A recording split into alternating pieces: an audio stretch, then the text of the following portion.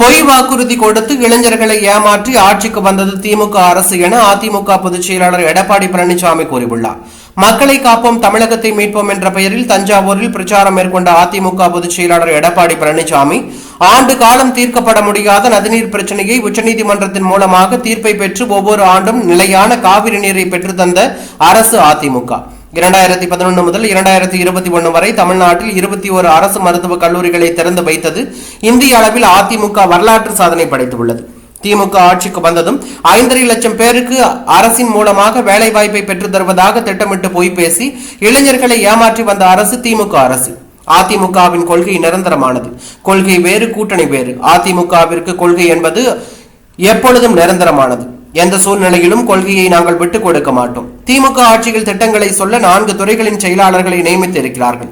கேட்கவே வெட்கமாக இல்லையா? அதிலும் பச்சை போய் சொல்கிறார்கள். அதிமுக ஆட்சி வந்ததும் விசாரணை நடத்தப்படும். இந்த தேர்தலோடு கருணாநிதி குடும்பத்திற்கு முற்றுப்புள்ளி வைக்கப்படும். திமுகவில் குடும்ப உறுப்பினர்கள் மட்டுமே தலைவர் பதவிக்கு வர முடியும். ஆனால் அதிமுகவில் அப்படி இல்லை.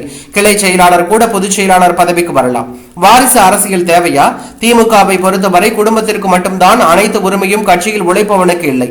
திருமாவளவன் தவறான தகவலை கூறி வருகிறார். திருமாவளவனுக்கு துணை முதலமைச்சர் பதவி தருகிறோம் என நாங்கள் கூறவே இல்லை. மக்கள் மற்றும் விவசாயத்தின் வாழ்வாதாரத்தை காக்க புயல் வேகத்தில் செயல்பட்டது அதிமுக அரசு. திமுக ஆட்சியில் நிறைய திட்டங்கள் வரும், வருவாயை உயர்த்துவோம் என்று சொன்னார்கள். ஆனால் நிபுணர்கள் குழு அமைத்த பிறகு கடன் வாங்கியது மட்டும்தான் மிச்சம் என்று அவர் கூறியுள்ளது பரபரப்பை ஏற்படுத்தியுள்ளது.